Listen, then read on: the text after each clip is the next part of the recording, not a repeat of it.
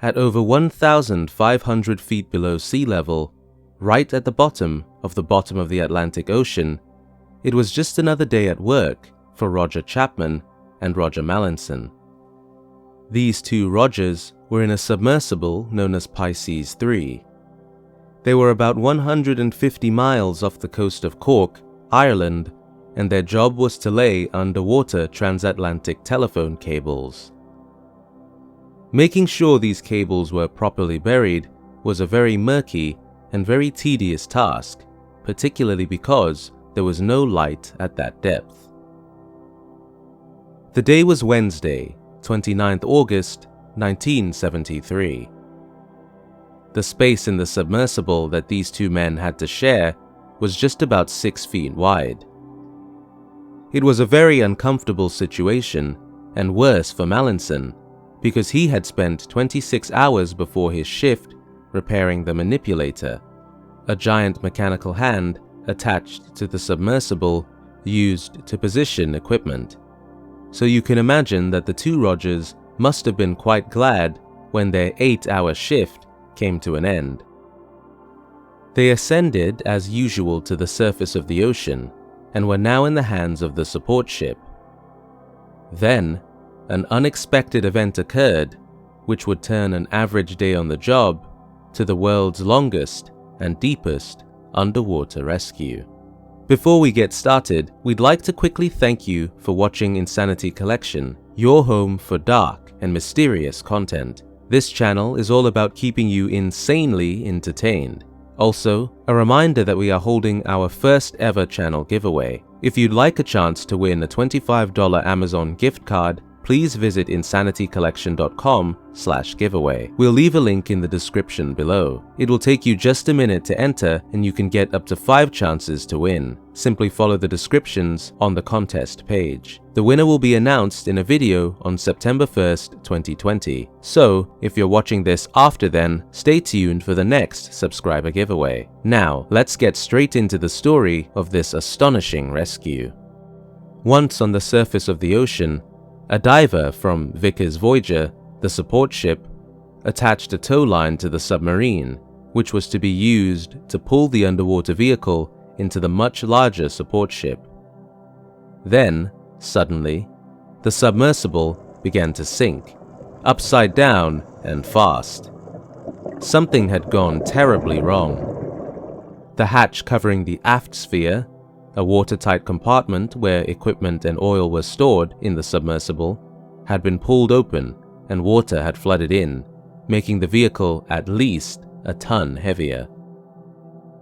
After sinking up to 175 feet deep, the submersible jolted to a stop, suspended by the nylon tow line which had been attached. But everyone knew it was only a matter of time for the tow line to snap. And it did just that, a few excruciating minutes later. They began to hurtle towards the ocean floor at a frightening speed. Frantically, they switched off everything electrical and managed, in complete darkness, to disconnect a 400-pound lead weight in an attempt to slow their descent. They stuffed bits of cloth into their mouths to prevent them from biting off their tongues on impact. After an agonizing 30 seconds, the vehicle crashed at the bottom. Miraculously, neither man was hurt. The equipment they needed to survive, including their scrubber, which filtered the air, survived the crash too. They made telephone contact with the ship, informing them that they were both fine. Now all they had to do was remain as still as possible so they could conserve their oxygen. Fortunately, Mallinson had replaced the oxygen tank while he was repairing the manipulator before the beginning of their shift. According to him, he would have gotten into trouble for doing that because the bottle he replaced was still half full. But as it turns out, the two men would not have survived for as long as they did if it hadn't been done. The only food the two men had with them was a cheese and chutney sandwich and a can of lemonade. But none of them felt particularly hungry. They had plenty of water, and they had already used 8 hours worth of the oxygen they had, which left them with about 64 hours of oxygen. Meanwhile, on the surface, rescue efforts were earnestly underway, but everyone recognized that it was going to be a daunting challenge. No one had ever been rescued from such a depth before. The Royal Navy's HMS Hecate arrived at the accident location at about midday with special ropes, and the US Navy offered a submersible called a CURV-3. 2 other submersibles, Pisces II and Pisces V, were ordered to be flown to Cork. Vickers Voyager hurried back to Cork to collect these vehicles, while an RAF Nimrod kept a marker on the men's position. At around 10:30 a.m. the next day, which was a Thursday, Vickers Voyager left Cork carrying the 2 submersibles. At 2 a.m. on Friday, Vickers Voyager had returned to the scene and launched Pisces II, equipped with a special rope and a toggle, a collapsible snap hook of sorts, which was designed specially for this rescue. But this launch was met with problems. The rope it was carrying tore away, and its manipulator, which was to be used to attach the rope to the Pisces III, was damaged. It had to return to the support ship for repairs.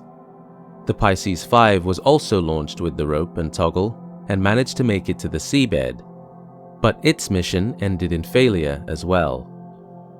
It ran out of power before it was able to locate Pisces III, so it had to resurface. However, Pisces V tried again later, and this time it successfully found the crashed vehicle. But when it tried to attach the rope, that attempt also failed. It was ordered to stay down there with the Pisces III. This offered the men a level of comfort, but around midnight, Pisces V was ordered back to the surface, leaving the men feeling like they had returned to square one. Pisces II also attempted another descent, but it was quickly aborted because there was a leak in the vehicle.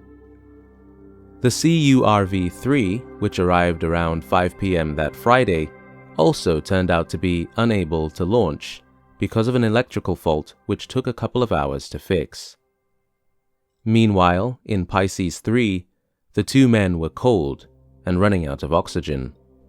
The scrubber was running out of lithium hydroxide, which it needed to function, so their air quality was bad, and this made them drowsy and lethargic and causing them severe headaches. On Saturday, September 1st, around 4 a.m., Pisces II was launched again, successfully this time. It managed to attach the toggle and rope to the rear of the Pisces III. At 10:30 a.m., the CURV-3 managed to attach another rope. Only then did the 2 Rogers decide to eat the sandwich and drink the lemonade with them. Shortly after, the lifting of the Pisces III began. At 2 points, the lift had to be paused, once to disentangle the CURV-3, and another time so that divers could attach heavier lifting ropes. Finally, the submersible emerged on the surface at about 1 p.m. Immediately, divers tried to open the hatch, but even this took an additional 30 minutes. When they got it open, they thought the 2 men had died.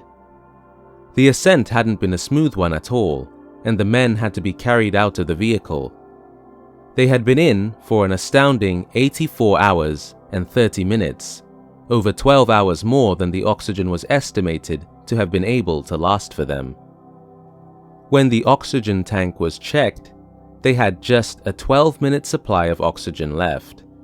The news of their rescue spread worldwide, and the 2 men, healthy as ever, were at the center of the media's attention. And now, almost 5 decades later, their story is still one of the most astonishing rescue stories that there ever was. What was the worst part for you? Coming out. Why do you say that? Very rough. Can you tell us, sir, was there a stage at all when you Began to wonder whether you'd ever get up safely? Not at all, no. We had about a day's supply left for life support, and we knew what was going on. We could talk to the surface all the time, so there was no trouble at all. If you'd like more dark and mysterious content like this, please click on one of the thumbnails on your screen. As always, thanks for watching, and thanks so very much for staying insane.